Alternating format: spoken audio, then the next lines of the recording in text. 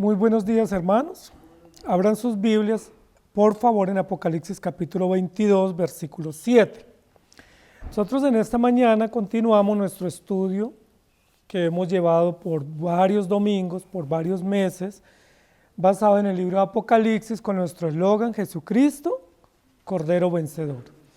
Hemos estado estudiando paso a paso cada uno de los detalles concernientes, no solamente al Evangelio, sino también concerniente a toda la historia de la redención.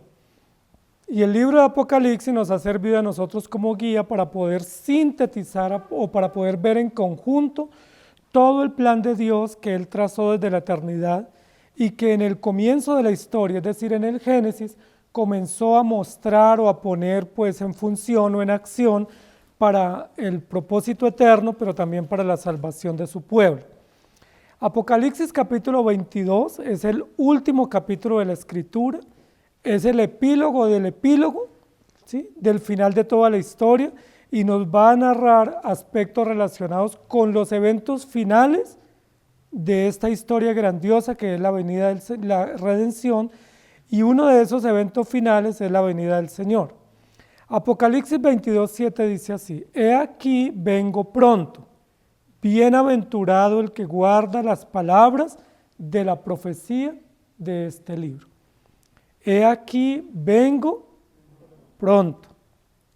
Bienaventurado el que guarda las palabras de la profecía de este libro. Este es un texto muy corto y muy fácil de memorizar. Me gustaría que mientras lo vamos exponiendo, lo pudiéramos memorizar en esta mañana y que nos quede como un aprendizaje en el día de hoy. He aquí, vengo pronto. Ya nos aprendimos la primera parte, ¿cierto? Esa es la primera parte, la primera frase del versículo.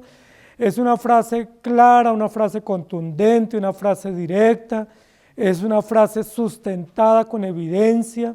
Y hoy vamos a hablar un poco de en qué consiste la venida del Señor y en qué consiste este evento extraordinario que el pueblo de Dios está aguardando, que es de los eventos finales. Hay mucha preocupación sobre los eventos finales y ustedes posiblemente han visto en las redes sociales, en el internet, cuánta preocupación y especulación hay sobre los eventos finales. Entonces nos dicen que los eventos finales serán el calentamiento global, otros nos dicen que será pues caída de meteoritos, otros nos dicen que la contaminación ambiental, hay otros que hablan de unas lunas rojas, ¿sí?, que las lunas rojas son como el indicio de que esto se va a acabar, y una cantidad de situaciones que la gente ha especulado por siglos relacionado con asuntos de la atmósfera o del cosmos, pero mucho han pasado por alto un gran evento que la Biblia sí nos ha dado con claridad y que tiene que ver con un evento final. La Biblia no nos dice que nos preocupemos por mirar si la luna está roja o no. La Biblia tampoco nos dice si nos estemos preocupados por los meteoritos si caen o no nos está diciendo que sigamos señales ambientales, pero la Biblia sí nos da señales espirituales y señales mesiánicas concernientes a la premura o a la cercanía de la venida del Señor, que nos sirven como señales evidentes para nosotros fijar este evento, pero también para tener la garantía de que es un evento real. Y ese evento, o esos hechos, o esas señales, la Biblia dice que son el aumento de la apostasía, que esa sí es una señal universal previa a la venida del Señor. La Biblia dice que también que este evangelio se predique en todo el mundo, esa es una señal de la venida del Señor. Y una señal también es pues que Él viene, ¿sí? Es una señal que dice que aparecerán las nubes, todo ojo lo verá, y que esa es una señal inequívoca, inconfundible, una señal universal de la venida del Señor. El título de nuestra enseñanza en esta mañana es En serio, volveré. En serio, volveré. Parece ser que de todas las señales y de todas las advertencias que el Señor Jesús dio, concerniente a todos los eventos después de que Él estuvo acá en la tierra, parece ser que uno de los más ignorados, o de los más despreciados, o de los más puesto en duda por la humanidad, es la venida del Señor. Recuerden que el Señor dijo que Él iba a nacer y nació. ¿Sí? Él le dijo a sus discípulos que iba a ser perseguido y que iba a ir a la cruz y lo iban a matar. Y así sucedió. Lo presenciaron sus discípulos, hubo muchos testigos. Luego Él les dijo, yo voy a ser sepultado, pero al tercer día resucitaré. Y recuerden que el tercer día ya había visitantes para observar la tumba. Y se corroboró esa noticia. Luego Jesús les dijo, yo voy a ir al cielo y ustedes me verán ir. Y muchos presenciaron ese evento ahí en la montaña, cerca de Jerusalén, y fueron testigos que Jesús realmente ascendió, lo vieron subir. Pero cuando Jesús subió, les dijo, así como me habéis o me estáis viendo subir, así me veréis regresar, volveré, estén preparados.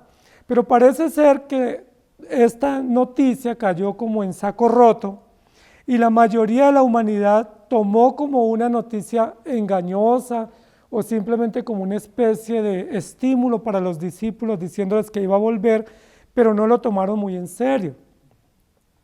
Tanto así que rápidamente cada uno volvió a sus actividades, cada persona volvió a sus quehaceres normales y poco a poco se fueron olvidando de esta noticia espectacular o extraordinaria de la venida del Señor.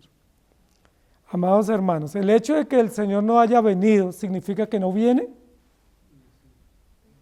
El hecho de que hayan pasado cerca de 2000 años desde la ascensión, ¿significa que Él tarda en venir y que posiblemente se le olvidó? Es probable que así piensen algunos, ¿sí? Es probable que a veces en algún momento nos lleguen como esas preguntas y digan, bueno, pero ha pasado tanto tiempo y el Señor no viene. Recuerden que la misma Biblia dice que es posible que algunos tomen por tardanza su promesa y que terminen golpeando a otro, olvidándose, oyéndose a sus quehaceres y desentendiéndose de esta gran noticia y de este gran evento que todo el pueblo de Dios aguarda, que es la venida del Señor. Por eso el título nuestro es En serio, volveré. ¿Sí? Es decir, tomémoslo como una noticia veraz, como una noticia contundentemente cierta y que efectivamente se va a cumplir. No sabemos cuándo, solo sabemos que viene y sabemos que es pronto. El versículo que nosotros vamos a estudiar en esta mañana dice, he aquí, vengo pronto. Y yo quisiera que meditáramos en esta mañana de manera inicial en la primera expresión de ese versículo. ¿Sí? ¿Cuál es esa expresión? He aquí. ¿Sí?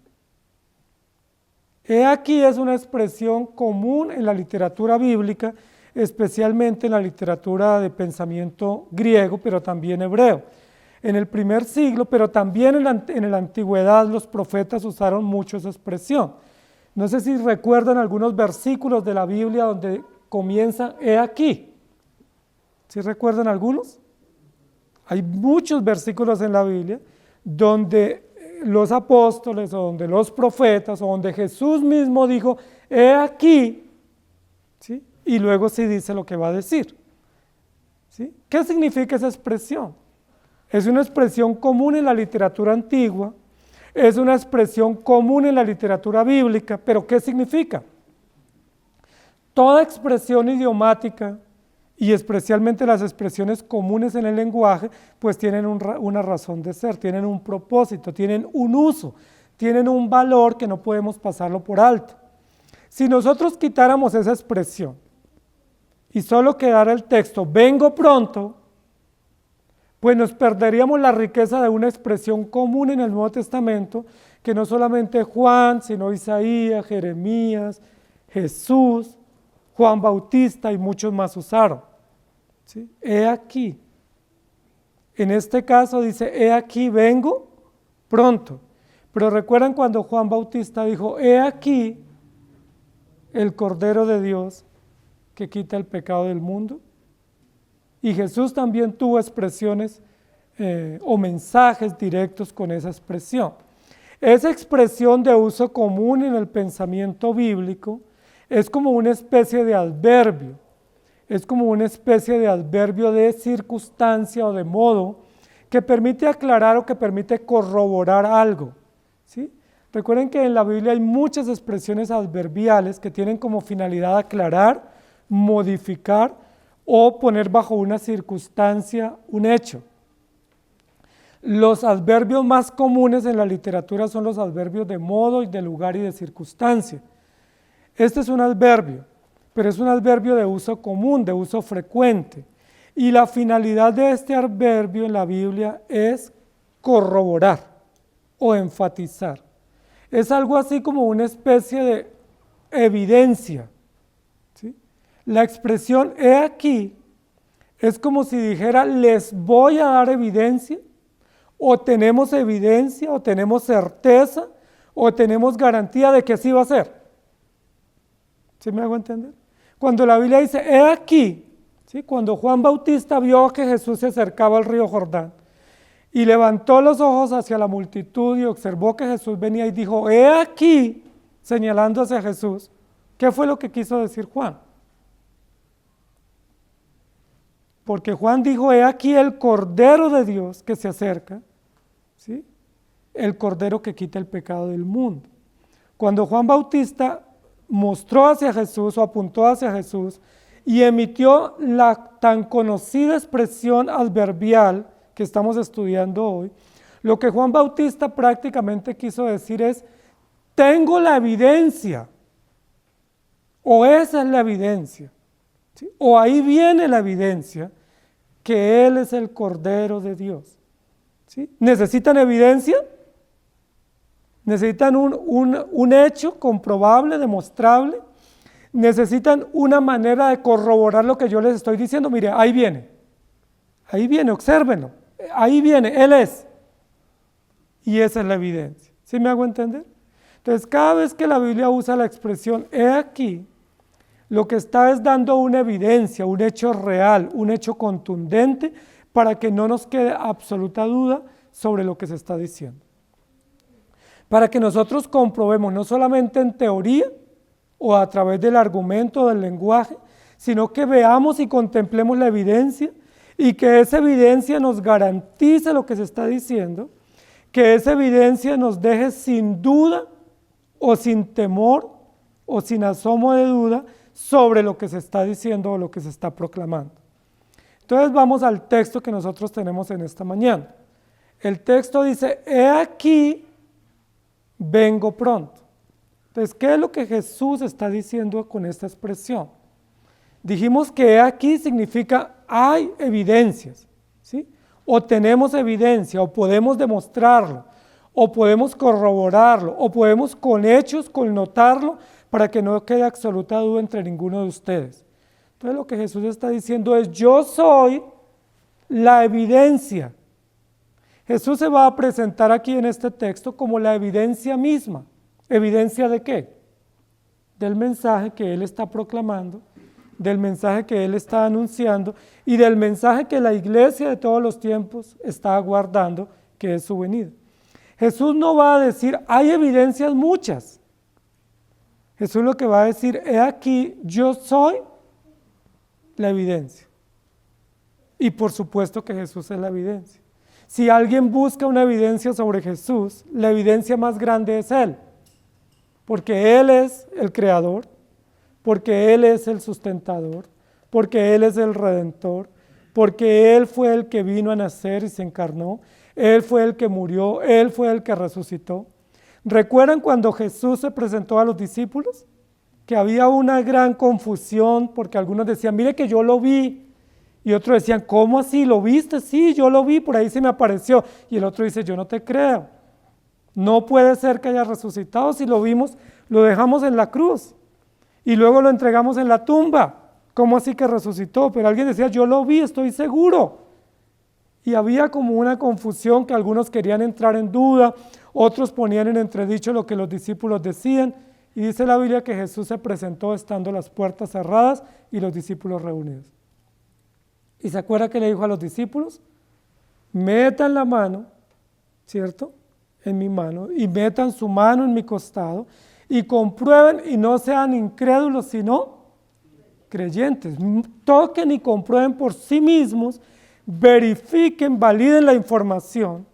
Mire, yo soy la evidencia, no necesitan que nadie les corrobore.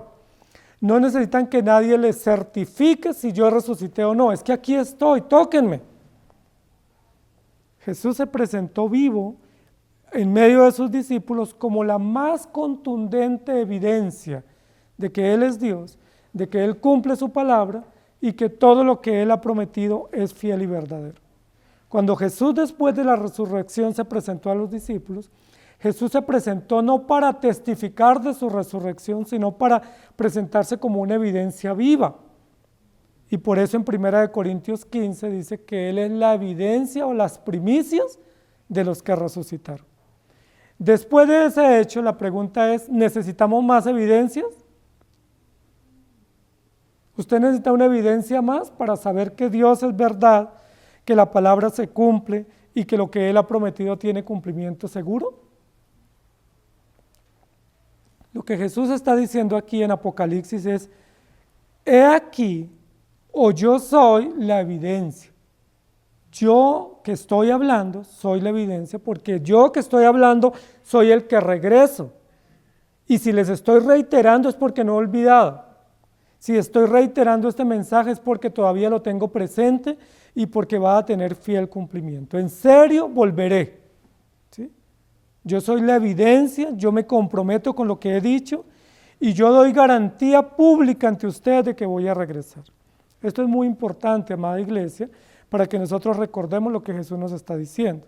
Si ustedes revisan en el capítulo 22 de Apocalipsis, dice en el versículo 6, me dijo, estas palabras son fieles y verdaderas, y el Señor, el Dios de los espíritus de los profetas, ha enviado a su ángel para mostrar a su siervo las cosas que deben suceder pronto. En el versículo 6 está hablando Juan, narrando Juan, pero narrando que Dios envió a través de un ángel este mensaje. Es decir, que el gran mensajero para Juan fue un ángel, que le transmitió toda esta visión y lo llevó a diferentes lugares y lo encaminó para que él conociera de primera mano las informaciones. Sin embargo, en el versículo 7 ya no está hablando un ángel. ¿Quién está hablando directamente con Juan? Jesucristo. Aquí no dice, y el ángel me dijo, ¿sí? Lo cual comprueba que es una evidencia fiel o que es un hecho real que se está cumpliendo, que nos da garantía, porque aquí Jesús mismo se acerca a Juan y le dice, he aquí, vengo pronto.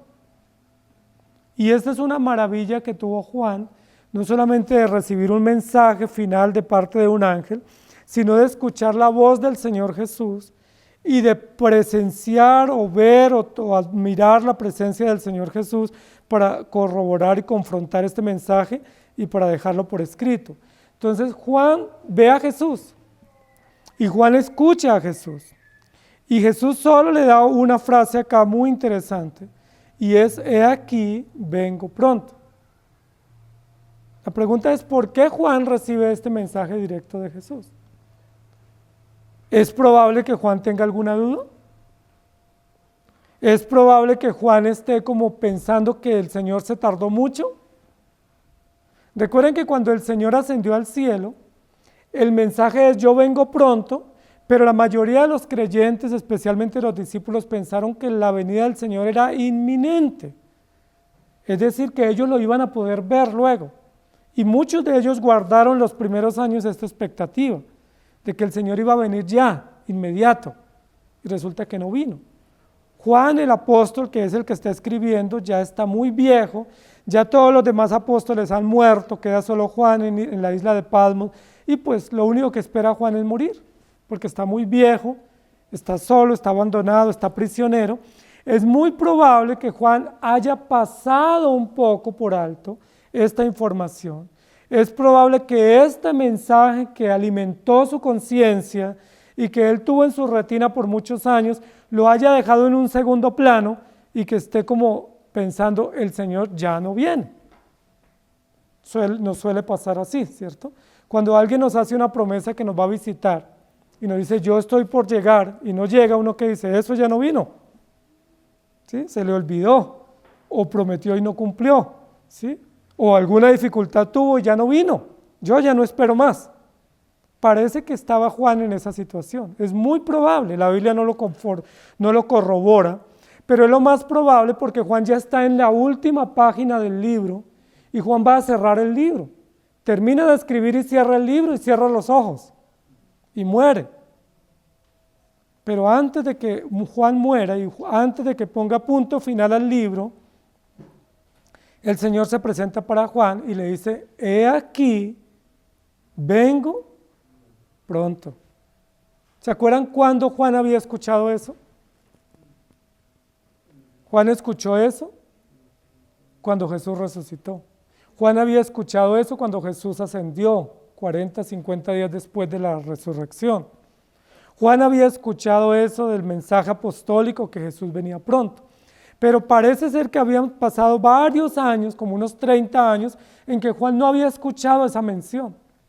Y después de 30 años sin escuchar esa mención, es muy probable que Juan esté pensando: ya no vino, no logré verlo, no logré ver a mi Salvador regresar. Pero el Señor se acerca y permite que Juan escuche: he aquí, vengo pronto. Esa reiteración le permite a Juan retomar otra vez este mensaje, le permite a Juan otra vez poner vivo este mensaje en su conciencia y dejarlo por escrito otra vez, resaltarlo aquí en el último capítulo de la Escritura, para que no nos quede a nosotros en el olvido. En serio, volveré. En serio vengo, prepárense.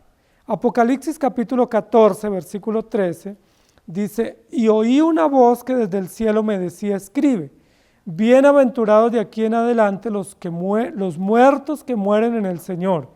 Sí, dice el Espíritu, descansarán de sus trabajos, porque sus obras con ellos siguen.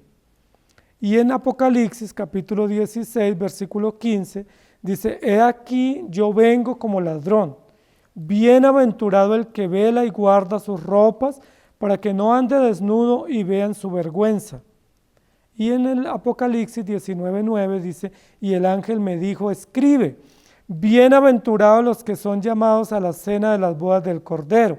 Y me dijo: estas son palabras verdaderas de Dios. Y en Apocalipsis 22:26 dice: bienaventurado y santo el que tiene parte en la primera resurrección. La segunda muerte no tiene potestad sobre estos, sino que serán sacerdotes de Dios y de Cristo y reinarán con él 1000 años. Y luego en el 22:14 dice: bienaventurados los que lavan sus ropas para tener derecho al árbol de la vida y para entrar por las puertas en la ciudad. En serio, volveré. Y yo quisiera que ustedes y yo resaltáramos esto para que no lo olvidemos. Primero, porque es una verdad central de la Escritura. Porque es una verdad muy importante de la fe nuestra que alimenta nuestra conciencia y nuestro gozo mientras trasegamos aquí por este peregrinaje cristiano. Pero en segundo lugar, porque nosotros con gran frecuencia tendemos a olvidar. ¿Saben qué no olvidamos fácil? Las ofensas. No olvidamos fácil los rencores, las traiciones, esas las guardamos casi de por vida. Pero ¿saben qué olvidamos con facilidad? Las buenas noticias, ¿sí? Los mensajes que suelen o que son dignos de ser recordados los olvidamos con facilidad. Por eso aquí está resaltado: he aquí, vengo pronto. No lo olviden, ténganlo en mente. ¿Y saben por qué también es importante recordar esta verdad? Porque con frecuencia nos desanimamos. Y nada mejor en medio de los desánimos, en medio de las soledades, en medio de las fatigas, nada mejor en medio del cansancio y en medio del querer volver atrás que recordar: el Señor viene, Él viene, es en serio. No se les olvide, no se olviden de esa verdad, no lo tomen como un caso perdido, recuérdenlo siempre. Ténganlo en mente, alimenten su esperanza en el Señor recordando que Él viene, y es importante que cuando Él venga nos encuentre haciendo lo correcto. He aquí, vengo pronto, bienaventurado.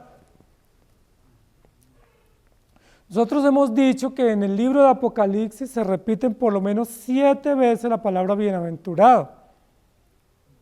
La primera apareció en el capítulo 1.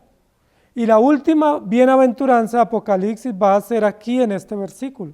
Estamos ante la última bienaventuranza del libro y la última de la Escritura. Y hemos reiterado muchas veces que bienaventurado significa pleno, dichoso, perfecto, absolutamente feliz, pleno, completo en el sentido del término. Entonces, bienaventurado significa el que es pleno o el que es feliz, o el que vive en la felicidad o en la bienaventuranza de Dios, o el que disfruta del favor de Dios, o el que disfruta del cuidado pleno y absoluto de Dios. La pregunta es, ¿por qué la expresión vengo pronto está directamente relacionado con la expresión bienaventurado? Recuerden que vengo pronto es un hecho histórico de Cristo que desciende a la tierra por su iglesia. Y bienaventurado es un favor que reciben los creyentes. ¿Sí? Aquí se unen dos aspectos, tanto del benefactor como de los beneficiarios. El benefactor es Cristo y los beneficiarios, la iglesia. Pero aquí se van a unir dos elementos en el mismo versículo.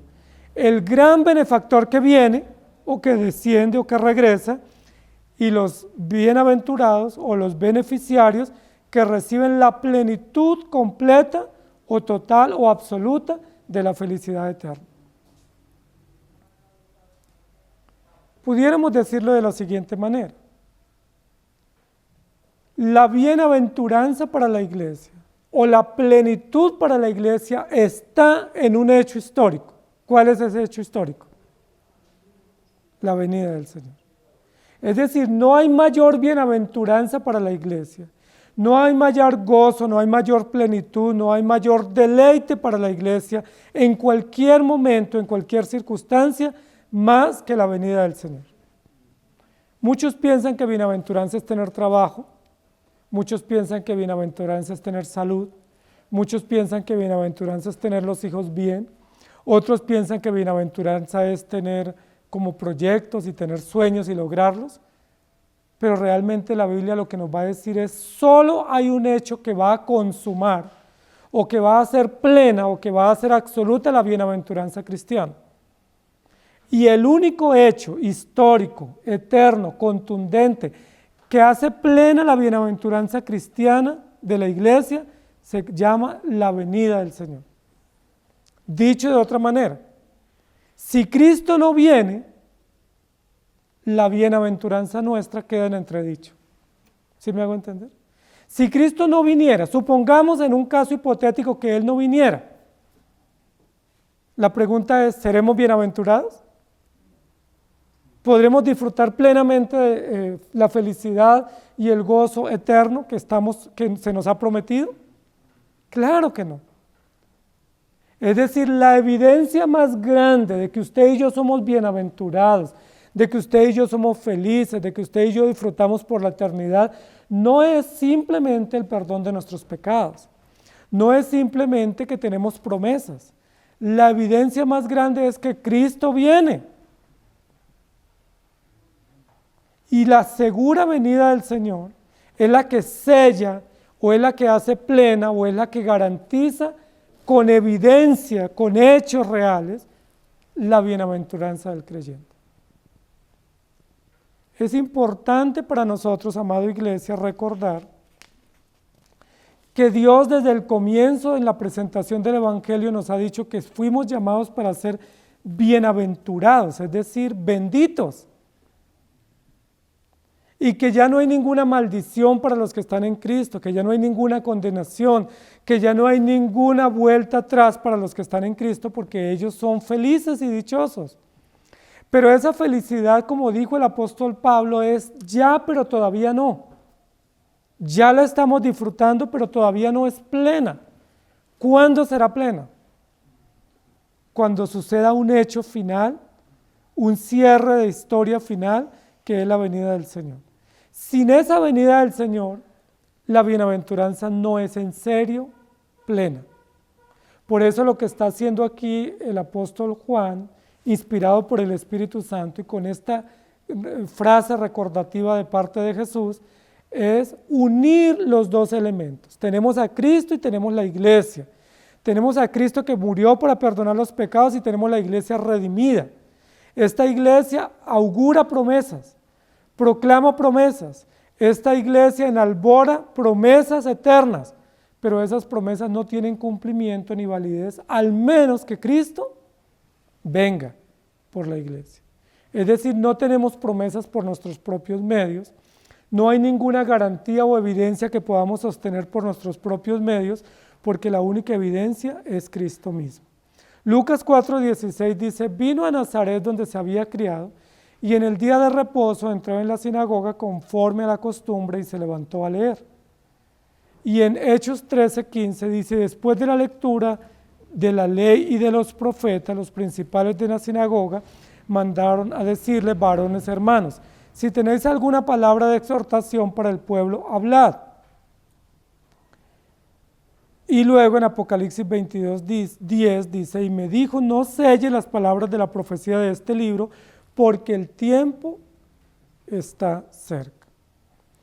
Lo primero que debemos hacer, yo quiero que mencionemos 3 cosas, ¿sí? Como sabemos que el Señor viene en serio, que eso es real, que eso no es un cuento, no fue un distractor para los discípulos, que no fue un consuelo falso para los discípulos, sino que fue un consuelo real. ¿Qué debemos hacer si sabemos que Él viene? Entonces la Biblia nos da 3 deberes o 3 compromisos que no podemos aplazar. Lo primero que debemos hacer es, como sabemos que Él viene, debemos prepararnos. ¿Sí? Eso es como lo más natural. Si usted sabe que va a recibir una visita y que esa visita que usted va a recibir es una visita que tiene un gran aprecio para usted, que es una visita muy importante, que es una visita de alguien que usted anhela ver, que es una visita que usted está esperando y aguardando, y cuando usted sabe que se está aproximando la visita, ¿qué hace? ¿Qué es lo natural que usted hace para aguardar la visita? Prepararse, preparar la casa, preparar la comida, preparar todos los detalles, prepararse usted, que todo esté limpio, que todo esté organizado, porque usted dice, ya nomás se acerca el día de la visita, o ya nomás llega esa visita, yo quiero estar muy, pero muy preparado o preparada para ese encuentro maravilloso de esa gran visita que voy a tener en mi casa. Lo que la Biblia nos está diciendo es, siendo que el Señor viene, debemos estar preparados. Por eso dice, bienaventurado, pero no bienaventurado cualquiera, sino bienaventurado el que guarda las palabras de la profecía de este libro. Bienaventurado el que cuando el Señor venga lo encuentre preparado, es decir, listo. Y recordamos la parábola de las 10 vírgenes, que 5 estaban preparadas y 5 estaban dormidas. Se quedaron dormidas y no tenían aceite.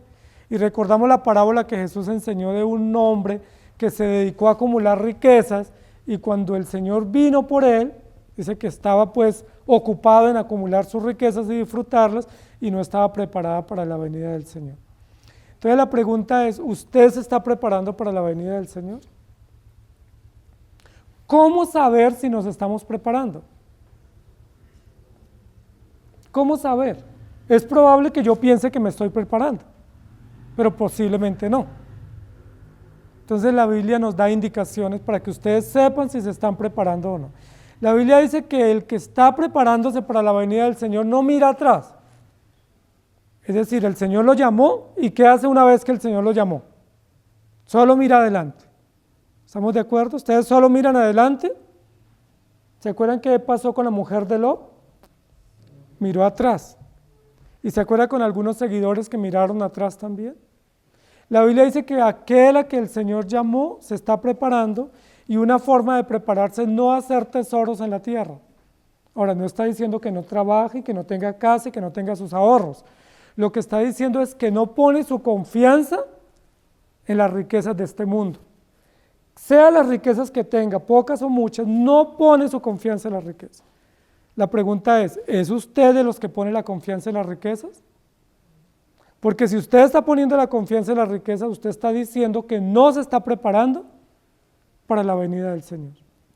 Porque aquel que pone la confianza en el Señor no está interesado en hacer riquezas y en disfrutar sus riquezas, sino que está interesado en poner su mirada en el Señor y seguir adelante sin importar las implicaciones o las situaciones del camino.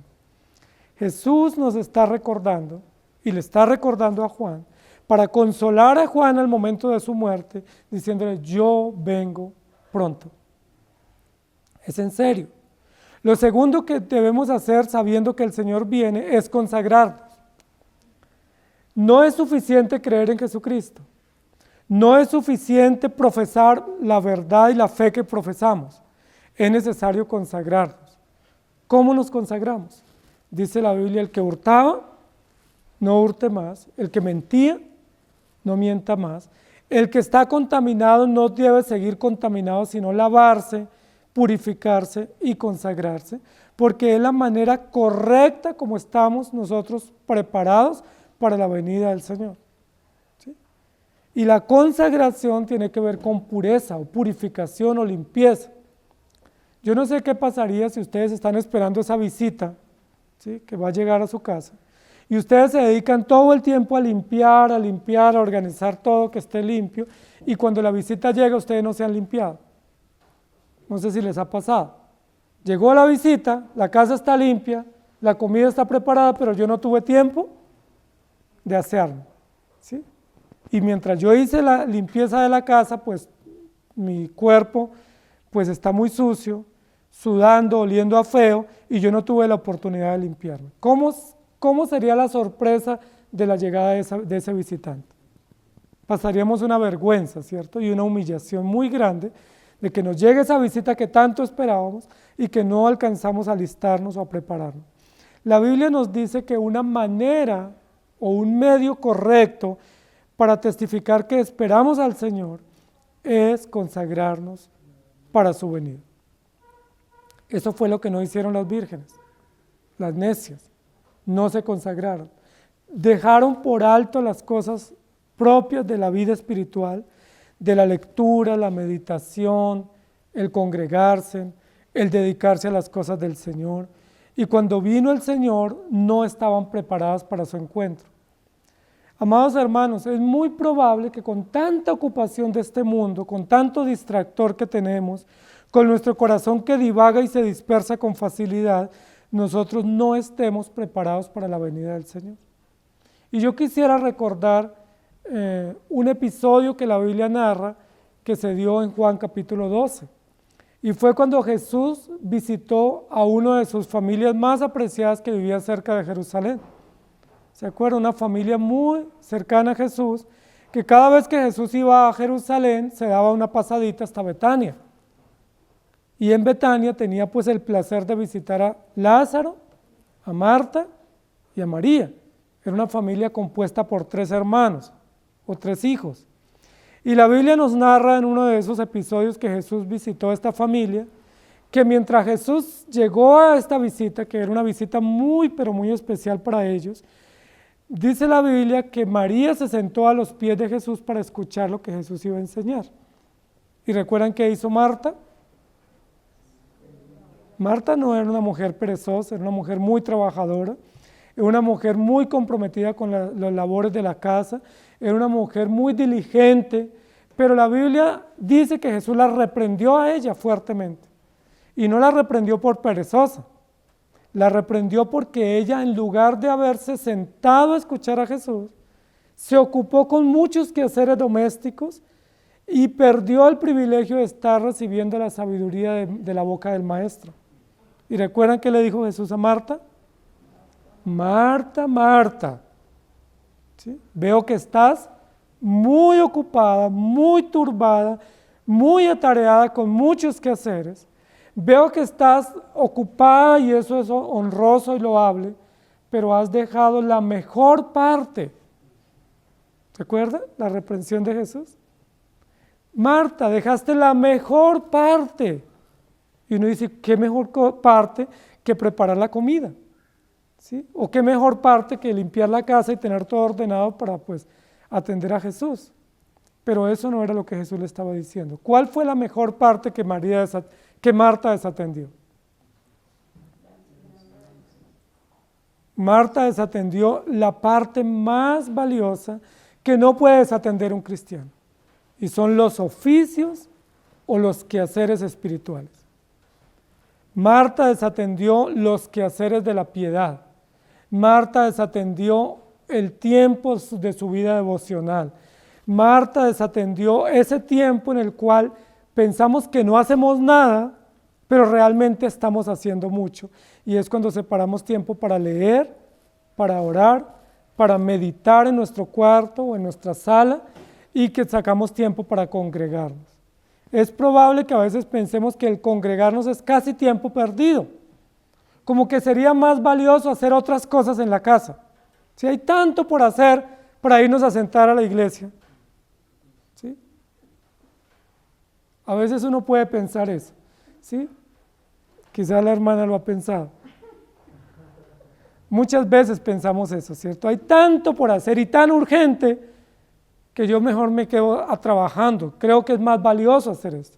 Es probable que para nuestro criterio sí, así lo pensó Marta. ¿Sí? Pero la Biblia dice que cuando Jesús llegó a la casa de Lázaro, María se sentó a los pies de Jesús. Y estaba tan ofuscada Marta, recuerdan, que reclamó a Jesús. Dijo, Jesús, es el colmo que usted no le diga a mi hermana que me ayude. Es decir, no solamente yo dejé las cosas espirituales a segundo plano, sino que también quiero que mi hermana me ayude y que desatienda las cosas espirituales.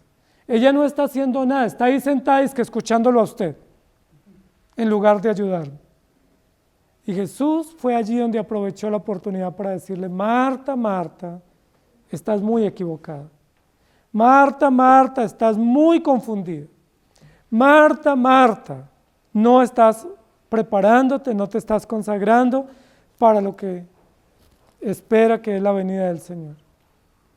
Eso que había que hacer es importante, pero solo una cosa es importante. Y Jesús honra a María.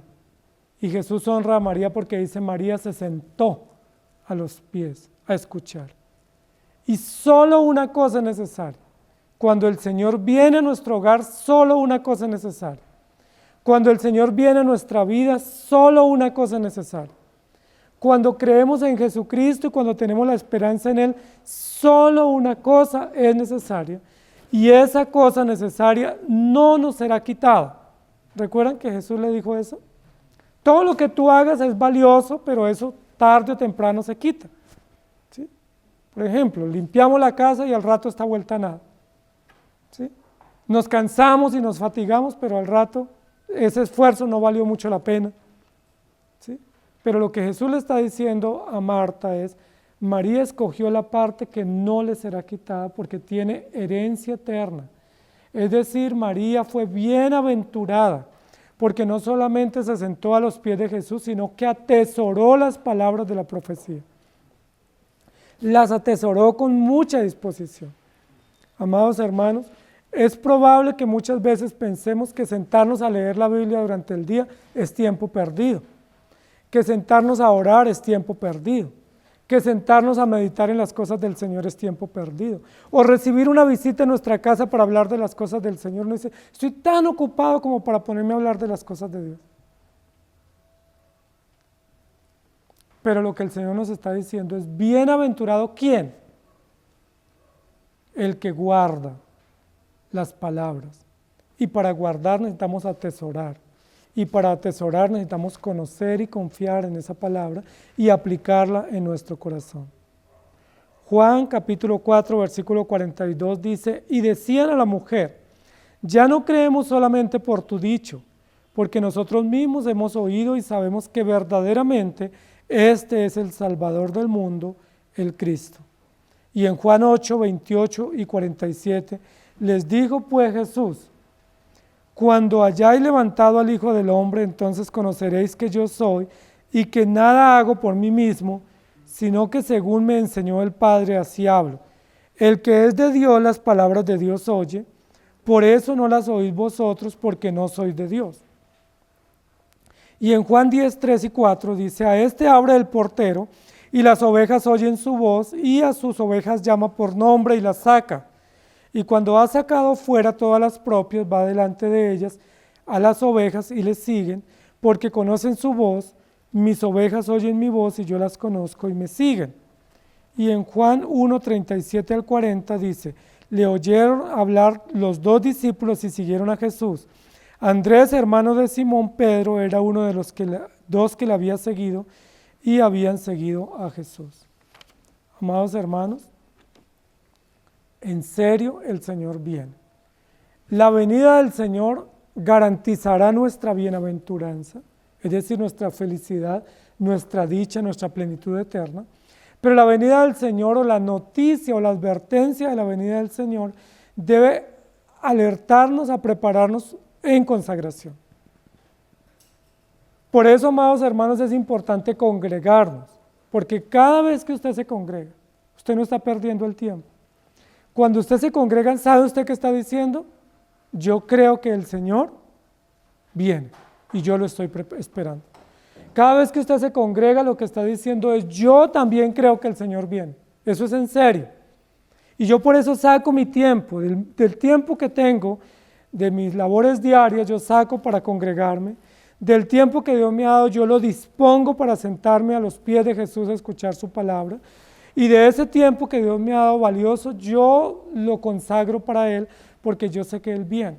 Y porque yo sé que es ese tiempo que yo invierto en prepararme, o en conocerlo, o en consagrarme, no es perdido. Eso fue lo que pensó María. El tiempo que ella sacó para sentarse a los pies de Jesús no fue perdido. Imagínense lo extraordinario de María, que ese ejemplo se sigue contando después de 2000 años. ¿Y saben qué fue lo sencillo que hizo María? Sentarse. Apenas llegó Jesús, ¿qué hizo María? Se quitó el delantal, sacó todas sus demás tareas, oficios, se sentó a escuchar a Jesús. Atenta escuchando a Jesús.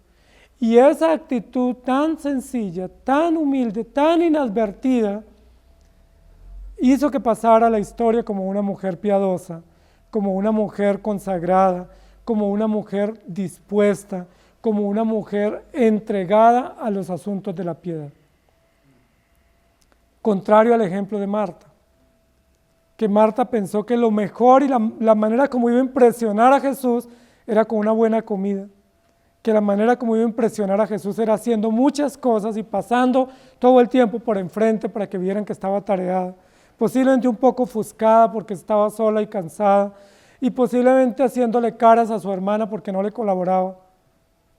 Pero la historia de Marta pasó a la historia por ser una mujer llena de ocupaciones, pero sin consagrarse a lo más importante. La pregunta es, ¿está usted consagrándose para el Señor? ¿Es usted de las personas que espera la venida del Señor leyendo, meditando y aguardando y guardando su palabra? El versículo termina diciendo, bienaventurado el que guarda las palabras de la profecía de este libro. Recuerden que hemos dicho que profecía en la Biblia es sinónimo de revelación. Es decir, revelación y profecía son sinónimos en la Biblia. Cuando la Biblia dice que guarda las palabras de la profecía, está diciendo que guarda las palabras de esta revelación y de este libro. La pregunta es, ¿de cuál libro está pensando Juan? ¿De Apocalipsis solamente? ¿O del Nuevo Testamento? ¿O de toda la Escritura? De toda la Escritura. Juan no está trayendo a colación el último discurso o el último rollo que él está escribiendo. Juan no está recordando solamente el mensaje apostólico. Juan está trayendo a memoria toda la Escritura, que Pablo dijo, toda es útil para instruir, para corregir y para hacer al hombre perfecto para toda buena obra. Juan capítulo 14, versículos 23 y 24, respondió Jesús y le dijo, el que me ama mi palabra guardará, y mi Padre le amará, y vendremos a él y haremos morada con él. El que no me ama, no guarda mis palabras, y la palabra que has oído, y la palabra que habéis oído no es mía, sino del Padre que me envió. Si me amáis, guardad mis mandamientos. El que tiene mis mandamientos y los guarda, ese es el que me ama, y el que me ama será amado por mi Padre, y yo le amaré y me manifestaré a él. ¿Cuál es la evidencia de que ustedes esperan que el Señor viene? ¿Qué evidencia tenemos? Que nos congregamos. Esa es una evidencia. Los únicos que se congregan el día del Señor son los que creen que el Señor viene. Los demás están en sus labores. porque para ellos Dios no existe, o sí existe, pero no están seguros de lo que Él ha prometido. Pero nosotros que creemos que el Señor viene, tenemos una evidencia pública para garantizar que lo estamos esperando, y es que nos congregamos. Otra evidencia pública que tenemos es que guardamos sus mandamientos. El texto dice, bienaventurado el que guarda. ¿Y qué dijo Jesús en Juan 14? El que me ama, mi palabra guardará. Es decir, ¿cuál es la evidencia número uno de que usted ama al Señor? ¿Cómo usted sabe que ama a Jesús? ¿Sí? Si le preguntan a usted, ¿usted está seguro de que ama a Jesús? ¿Usted qué respuesta daría? Usted puede decir porque pues tengo la Biblia, porque me bautizaron, pero esas no serían evidencias seguras. La evidencia más clara que nos da aquí Juan en el capítulo 14 es porque guarda sus mandamientos. Eso significa que procuramos poner en práctica la palabra, eso significa que meditamos en la Escritura constantemente, eso significa que memorizamos la Escritura, por eso estamos memorizando textos bíblicos, porque cada vez que memorizamos, ¿qué es lo que estamos diciendo? Eso me interesa. Lo que el Señor dejó escrito me interesa, lo quiero recordar, lo quiero grabar en mi mente, lo quiero poner en práctica, lo quiero traer a mi memoria siempre. Y aquí dice, el que me ama mi palabra guardará. Dice, y la palabra que yo les he hablado no es solamente mía, dice Jesús, sino que la palabra del Padre. Y aquí en Apocalipsis 22:7 dice, el que guarda las palabras de esta profecía. Es decir, Juan nos está recordando que si esperamos efectivamente la venida del Señor, la mejor manera de esperar la venida del Señor es con evidencias, siendo que Él es la evidencia mayor de su venida. ¿Cuál es la evidencia mayor de la fe que tenemos? ¿O qué evidencia la fe que nosotros proclamamos? Que no dejemos de congregarnos, que estemos atentos y alertas y que guardemos la palabra del Señor. La pregunta es, ¿está usted guardando la palabra del Señor? Ustedes respóndanse. ¿Leen ustedes la palabra de Dios con frecuencia, todos los días? ¿La meditan? ¿La consultan? ¿La escuchan? ¿La procuran poner en práctica? ¿La traen a memoria todos los días? ¿La memorizan? ¿La comparten? Porque esa es la evidencia de que usted está en Cristo. Y esa es la evidencia de que usted espera al Señor. Y esa es la evidencia de que usted es bienaventurado. Recuerde que hoy estamos hablando de evidencias. Hay mucha gente que dice que es cristiana. La Biblia dice que aún los demonios creen en Cristo. La pregunta de los demonios, ¿serán salvos? Ellos creen en Cristo, pero ¿qué creen de Cristo? Pues que existe y que es real, pero no lo adoran. No le rinden culto, no se someten a sus mandamientos. Entonces, ¿cuál es la evidencia de que usted no es igual a un demonio? O sea, ¿cuál es la evidencia de que usted es distinto a un demonio y que usted sí realmente cree en Cristo? Porque hay muchos a lo largo de la historia que han dicho que creen. ¿Se acuerda que Judas creía? Y no solo creía, sino que era de los cercanos, era de los que comía unido al hombro de Jesús, metía la mano en el plato.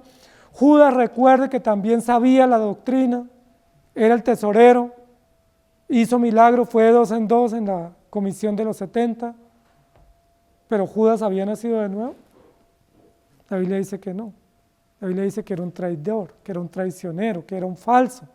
Entonces, ¿qué garantía tiene usted de usted mismo? ¿Cómo usted está seguro de que usted no es un demonio o que usted no es un traidor, un Judas? Aquí la Biblia nos da la evidencia. ¿Sí? Y esa evidencia pues tenemos que retomarla y tenemos que examinarla. Entonces, ¿cuál es la evidencia? De que usted espera la venida del Señor. ¿Cree usted que el Señor viene? Muy bien, esa es una buena evidencia, es un paso evidente de que usted está esperando en el Señor y que usted no es un demonio. Otro paso de la evidencia es que usted ya disfruta la bienaventuranza, es decir, ya usted está gozoso y dichoso en Cristo. Usted no está buscando la dicha en el mundo, o en el dinero, o en los placeres del mundo, sino que usted ya sabe que la dicha viene del Señor. Esa es evidencia. Ustedes saben que la dicha y la bienaventuranza de ustedes viene en Cristo. Y otro paso más de la evidencia es que ustedes guardan sus mandamientos, que ustedes consultan la palabra de Dios. Ustedes necesitan un consejo, ¿a dónde van? A la Escritura. Ustedes necesitan ánimo, ¿a dónde van? A la Escritura. Ustedes se sienten solos, ¿a dónde van? A la Escritura. Ustedes se sienten tristes, ¿a dónde van? A la Escritura. ¿Están haciendo eso? Porque si eso hacemos, eso es una evidencia de que estamos en Cristo y que realmente creemos y que esperamos la venida del Señor. Por eso la tercera parte de nuestra enseñanza es disponernos a poner en práctica las palabras de la profecía. Las palabras de la profecía de este libro. El creyente no solamente cree, no solamente se consagra, sino que también se dispone. Y amados hermanos, esto es bien importante, porque así como poníamos el ejemplo de Marta y María, hubo una que se dispuso y otra que se indispuso. ¿Sí? El creyente verdadero es aquel que está dispuesto. Siempre que lo llaman para las cosas del Señor, siempre está dispuesto. Siempre que le dicen, vamos a orar, está dispuesto. Siempre que le dicen, hay que visitar a un enfermo, está dispuesto. Hay que acompañar a una persona en necesidad, está dispuesto. Vamos a reunirnos en la iglesia, está dispuesto. Siempre el creyente está dispuesto porque esa disposición la produce el Espíritu Santo y eso es un testimonio público de su confianza en Él. Apocalipsis 1:1 dice la revelación de Jesucristo que Dios le dio para manifestar a sus siervos las cosas que deben suceder pronto, y la declaró enviándola por medio de su ángel a su siervo Juan. Y Santiago 5:8 dice, tened también vosotros paciencia y afirmad vuestros corazones porque la venida del Señor se acerca. Romanos 13:12, la noche está avanzada y se acerca el día. Desechemos pues las obras de las tinieblas y vistámonos las armas de la luz. Y Hebreos 10:25, no dejando de congregarnos, como algunos tienen por costumbre, sino exhortándonos, y tanto más cuando veis que aquel día se acerca. Primera de Pedro 4:7, mas el fin de todas las cosas se acerca, sed pues sobrios y velad en oración. Y Marcos 10:28 y 29, de la higuera aprended la parábola. Cuando ya su rama está tierna y brotan las hojas, sabéis que el verano está cerca. Así también vosotros, cuando veáis que suceden estas cosas, conoced que está cerca a las puertas. Amados hermanos, no seamos de los que digamos, no, el Señor tarda en venir. Porque mire que hace 2000 años dijo que iba a venir y no ha venido. Pues amados hermanos, esa más bien debe ser una gran garantía. Si Él dijo hace 2000 años que iba a venir y no ha venido, ¿eso qué significa? Que ya está más cerca. Por lo menos ya pasaron 2000 años. Está más cerca. Recuerden que en el Antiguo Testamento Dios le dio una promesa a Adán en el Edén. Y esa promesa fue que del hijo de la mujer vendría el Redentor. ¿Cuántos años Adán y todos los del Antiguo Testamento tuvieron que esperar el cumplimiento? 4000 años. Pero vino. Jesucristo nació de una virgen. Jesucristo nació en Belén. Y esa promesa que Dios le dio a Adán se cumplió 4000 años después. Han pasado 2000 años desde la ascensión y Cristo no ha venido. Pero eso no significa que no viene. Él viene y como dice aquí, está más cerca que cuando creímos.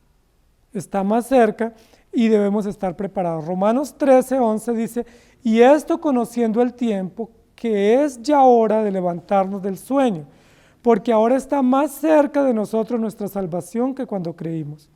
Filipenses 4:5 dice, vuestra gentileza sea conocida de todos los hombres, el Señor está cerca. Y Mateo 24:44, por tanto también vosotros estad preparados, porque el Hijo del Hombre vendrá a la hora que no pensáis. En serio, volveré, dijo Jesús. Y eso que le dijo a Juan, lo llenó de esperanza, lo llenó de gozo para finalizar el escrito, el libro final. Pero eso mismo que Jesús le dijo a Juan es lo que nos dice a nosotros. En serio, volveré. Hay evidencias. No me he olvidado de esa promesa y por favor no se duerman en los laureles, estén despiertos, crean y den evidencia de que ustedes están esperando mi venida y que yo estoy por vosotros. Segunda de Pedro 3:1 al 6, Dice, amados, esta es la segunda carta que os escribo, y en ambas despierto con exhortación vuestro limpio entendimiento, para que tengáis memoria de las palabras que antes han sido dichas por los santos profetas y del mandamiento del Señor y Salvador dado por vuestros apóstoles, sabiendo primero esto, que en los postreros días vendrán burladores, andando según sus propias concupiscencias y diciendo, ¿dónde está la promesa de su venida? ¿Existen esos hoy en día o no? Que se burlan y dicen, pero ustedes dicen que esperando al Señor, si ya no viene. La Biblia la dejó por escrito a través del apóstol Pedro, que vendrían esos días y estamos en días así. Dice, porque desde el día en que los padres durmieron, todas las cosas permanecen así como desde el principio de la creación. Estos ignoran voluntariamente que en el tiempo antiguo fueron hechos por la palabra de Dios los cielos y también la tierra, que proviene del agua, por el agua subsiste, por lo cual el mundo de entonces pereció anegado en agua. Mas, oh amados, no ignoréis esto, porque para el Señor un día son como 1000 años, y 1000 años es como un día. En serio, volverá. Que el Señor nos ayude. Oremos. Amado Jesús, gracias por recordarnos tu palabra. Gracias por recordarnos que tú vienes y que ese evento glorioso final de la historia de la redención, si bien es cierto es el más esperado por tu pueblo, también es el más ignorado por la humanidad. Pero eso no quita que tú no vengas. Tú vienes, es en serio. Nosotros lo creemos porque tu palabra lo dice. Lo creemos porque tu palabra, todo lo que dice lo ha cumplido. Y lo creemos porque tú nos has dado fe. Y nosotros somos de aquellos que esperan promesas. Nosotros somos de aquellos que abrazamos promesas. Nosotros no somos de los que no aman tus promesas. Nosotros sí creemos en tus promesas porque tú nos diste fe. A través de tu Hijo Jesucristo perdonaste nuestros pecados, nos lavaste con tu sangre y nos hiciste amar este libro.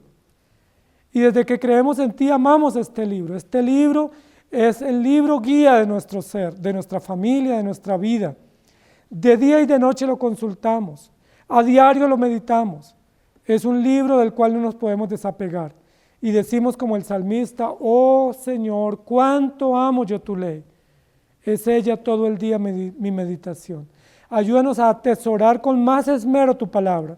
Ayúdanos, Señor, a ser como María, que se sienta a los pies del Maestro para escuchar tu palabra. Ayúdanos, Señor, a sacar tiempo como los apóstoles, como los profetas, como hombres que a lo largo de la historia se han nutrido y han robustecido su fe conociendo las Escrituras. Ayúdanos a amar las Escrituras, a valorarlas, a tenerlas en alta estima, porque sabemos que son verdaderas y que es a través de tu palabra que tú nos edificas, que tú nos instruyes y que nos preparas para el momento más extraordinario que espera el pueblo entero desde Adán, y es la venida del Señor por tu iglesia. Gracias te damos por ese momento y porque estamos aguardándolo con la fe que nos has regalado. En Cristo Jesús. Amén. Que el Señor les bendiga, querida iglesia.